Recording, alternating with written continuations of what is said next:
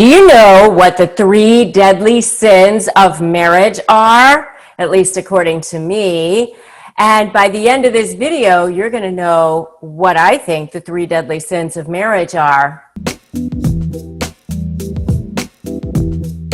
Hi, I'm Rebecca Zung, top 1% attorney and the best-selling author of the books Negotiate Like You Matter and Breaking Free, a step-by-step divorce guide. And I've helped thousands of people go from lives of drama, trauma, and chaos. And I've helped them step into lives of freedom, possibility, and purpose. And I do the same thing for you right here on this channel and in these videos. So make sure that if you haven't already, that you have subscribed. You just hit that little subscribe button and hit that notification bell, and that way you'll get notified when I upload brand new content and when I go live.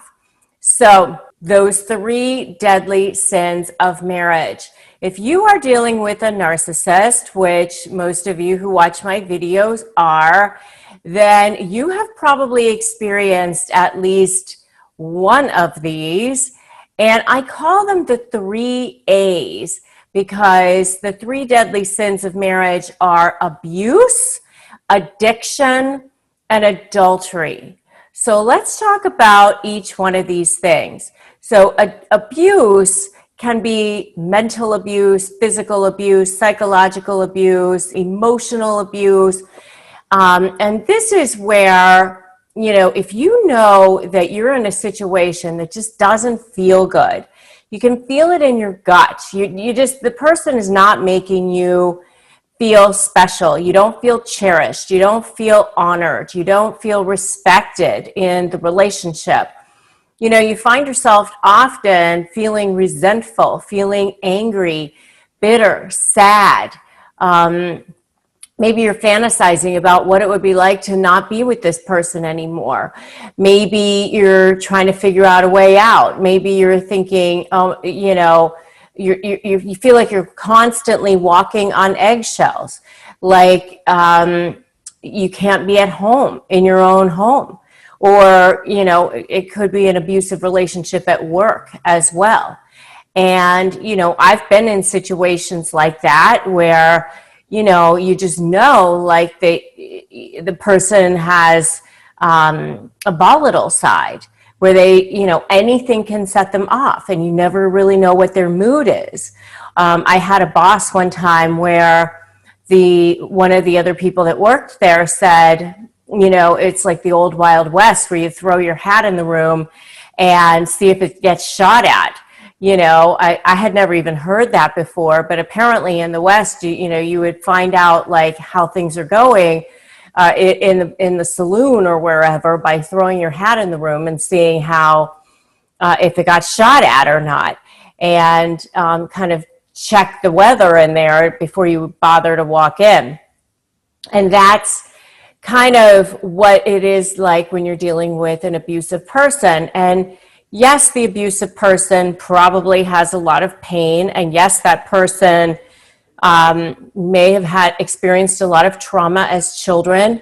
And I know for myself when I'm dealing with, when I was dealing with narcissists, or I'm dealing with clients who have narcissistic spouses, a lot of what I find, and maybe you've experienced this too, is you find yourself sort of justifying their abusive behavior toward you because they had a bad childhood or bad things happened to them.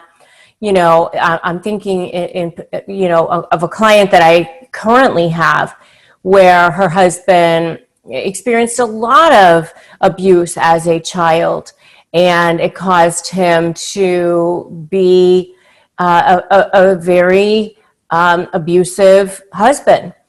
But the one thing that I want to just say about that is that the little child that was abused or broken or mistreated is gone. And that child has now been replaced by an adult who is not a good person to be around. And, you know, just because that person experienced abuse doesn't mean that it's okay for them to turn around and abuse you, or it's okay for you to stay in a situation where you're being abused. So there are many other people in the world who aren't abusive. And by the way, there are many other people in the world who were abused as children who don't grow up to be abusive. You know, these are the people who take responsibility for how they feel and the pain that they're in, and they learn to process it in a different way.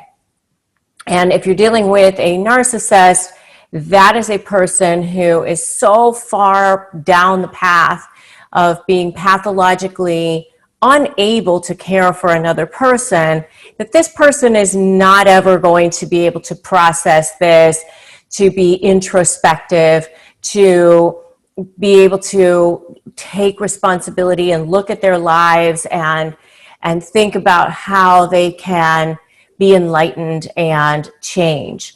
So if you are in a situation where you're being abused in any way, shape, or form, find your path out, watch these videos, figure out what you need to do to get out, because it's not okay. And my videos have step-by-step guidance. I have a whole program, my SLAY program, that gives you step-by-step guidance, and that's what you need to do to get out. You don't have to stay. You absolutely do not have to stay. The reason why I call them the 3 deadly sins of marriage is because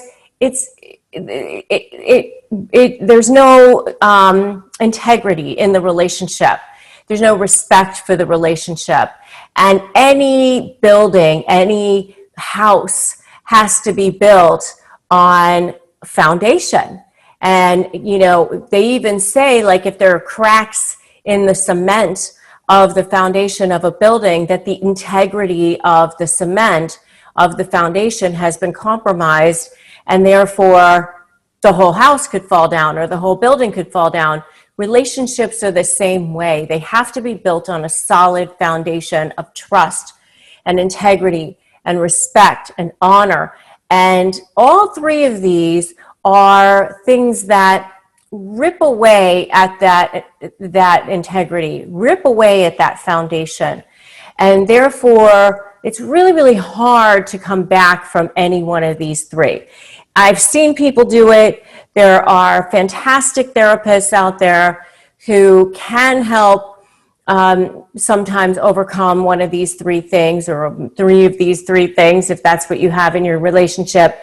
But a lot of times it's really, really hard, because the person who has been the victim of one of these, or 2 or 3 of these things, oftentimes has a really hard time getting over it and getting past it.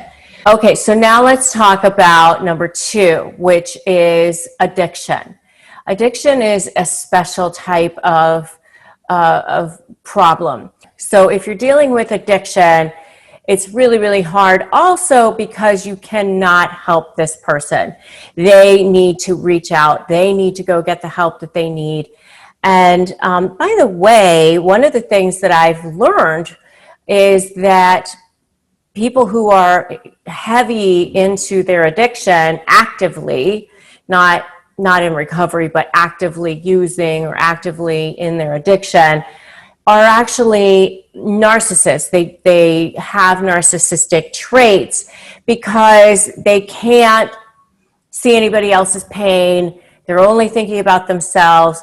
I actually had a friend one time who was in recovery, and she had been in recovery for a really long time, but she described having an addiction that's active as having like a really, really bad toothache. And that toothache is so bad that you just, all you can feel is this pain of this toothache, and you just want to take care of this pain. And the pain is, you know, I need to feed the addiction. And you hear what other people are saying, you know, you're ruining your life, you're ruining other people's lives, you know, the addiction is awful, blah, blah, blah. But they just can't get past that pain and that feeling of needing to put a salve on their own pain. They just can't get past that. So they do exhibit narcissistic tendencies as well. And the last one is adultery or cheating. If you are in a relationship where, it's a little crowded, because three's a crowd, it can be extremely problematic for the reasons that I was saying, with the trust and the problems with the integrity of the foundation. And this, it really includes, and I've seen a lot of these situations where the one spouse, wants to introduce a third person into the relationship, and they've even said that it's okay, or they've been honest and open that, I want to have a third person in the relationship, and you go along with that because you want to, please your spouse in some way. I've seen that too, and I've seen situations where the spouse wanted the other spouse to pick up somebody and film themselves having sex with this other person. I mean, as a divorce attorney, I've seen all of it, and there's not anything that that somebody could tell me that would shock me at this point. But what I have found is that if there is that third person, or more than even if it's covert, let's say it's secret, it's also a very, very difficult thing to overcome in a relationship. And if you are a victim of one or more of these 3 deadly sins of marriage, and you are so ready to break free, I want to see break free in the comments. Just give me a break free down below. And if you are dealing with any of these things and you're so ready to move forward, or maybe you're in the process of divorcing one of these people now, or maybe you're just negotiating with a narcissist in general, or just negotiating in general, grab my free Crush My Negotiation Prep Worksheet. It's in the comments below, or in the description below, or you can just go to winmynegotiation.com and get it.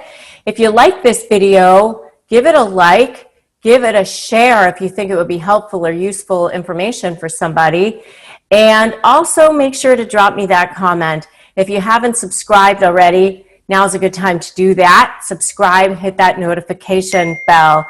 And if you are dealing with a narcissist and you really want additional support, come join me in my free private Facebook group. It's called Narcissist Negotiators with Rebecca Zung. And we'll make sure that links to all this stuff is below. Thanks so much for joining me today. Remember, today's a great day to start negotiating your best life. I'll see you in the next video.